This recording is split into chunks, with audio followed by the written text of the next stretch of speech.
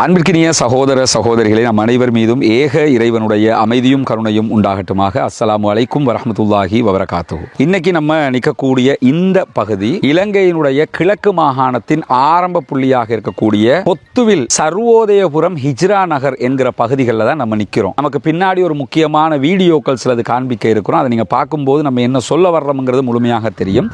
குறிப்பாக இந்த ஊருக்கு நம்ம கடந்த சில நாட்களாக கிழக்கு மாகாணத்தில் ஏற்பட்ட வெள்ள நிவாரணம், அதற்கு பிறகு பாடசாலை மாணவர்களுக்கான உதவி என்று சொல்லி வேலைகளுக்காக நம்ம வருகிற போது, சமூக பணிகளுக்காக வருகிற போது பல சந்தர்ப்பங்களில் இங்கே அவதானிச்ச ஒரு விவகாரம் என்னன்னு கேட்டால், இங்கே இருக்கக்கூடிய சில சகோதரர்கள் இருக்கிறாங்க. அவங்க இஸ்லாத்தை புதிதாக ஏற்றுக்கொண்டவர்கள், முஅல்லஃபத்துல் குலூப் என்கிற வட்டத்துக்குள் வரக்கூடியவர்கள். ஆனால் அவங்களுடைய நிலையை நம்ம பார்த்தோம்னு சொன்னால் சகிக்க முடியாது, ஏற்றுக்கொள்ள முடியாத அளவுக்கு அவர்களுடைய பொருளாதாரம் ரொம்ப மந்தகதியில் இருக்கக்கூடிய ஒரு நிலையை பார்க்க முடியும்.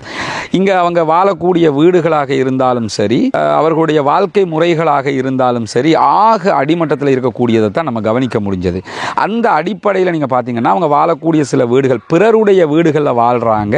அந்த வீடுகள் கூட ரொம்ப கஷ்டமான ஒரு நிலையில் இருக்கிறது. அப்போ தான் நம்ம இங்கே இருக்கக்கூடிய லோக்கலில் இருக்கக்கூடிய சகோதரர்களோடையும் பேசி கலந்து ஒரு முடிவை எடுத்தோம். என்னென்னு சொன்னால், நம்ம இந்த ரமலானை பயன்படுத்தி இந்த சகோதரர்களுக்கு ஒரு 13 குடும்பங்கள் இருக்கிறாங்க, இஸ்லாத்தை ஏற்றுக்கொண்டு குடும்பமாகவே வந்தவர்கள். இவங்களுக்கு நம்ம அவர்களுக்கு தேவையான ஓரளவுக்கு அவர்கள் மகிழ்ச்சியாக வாழ்வதற்கான ஒரு வீட்டையாவது அமைத்து கொடுப்பதற்கான ஒரு முயற்சி எடுப்போம் என்கிற அடிப்படையில் இந்த பகுதிகளில் ஒரு லேண்ட் எடுத்து அதில் ஒரு 13 வீடுகளை கட்டி கொடுப்பதற்கான ஒரு முயற்சியாகத்தான் இந்த வீடியோவை நம்ம உங்களுக்கு வெளியிடுறோம்.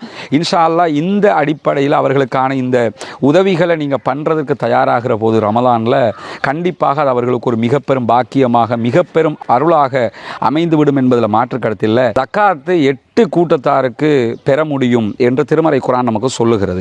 அதிலே ஒரு கூட்டத்தார் முஅல்லஃபத்துல் குலூப், உள்ளங்கள் ஈர்க்கப்படுகிறவர்கள் என்று திருமறை குர்ஆன் சொல்கிறது.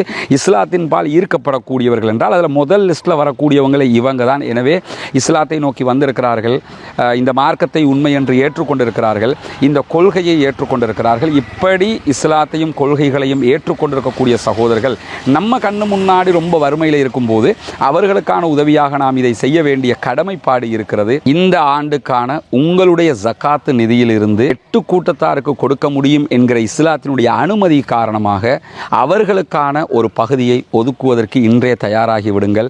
கண்டிப்பாக நீங்கள் செய்கிற இந்த உதவிகள் அவர்களுக்கு பரிபூர்ணமாக போய் சேர்ந்து அவர்கள் மகிழ்ச்சி அடைந்து அதனூடாக இறைவனிடத்தில் உங்களுக்கு சொல்ல முடியாத அளவுக்குண்டான நன்மைகள் பெற்றுக்கொள்வதற்கான வாய்ப்பாக இருக்கிறது. எனவே உங்களுடைய ஜக்காத்து நிதிகளை புனிதமிக்க ரமலானுடைய மாதத்திலே இந்த பணிக்காக இஸ்லாத்தை ஏற்றுக்கொண்ட இந்த சகோதரர்களுக்காக வாரி வழங்குங்கள்.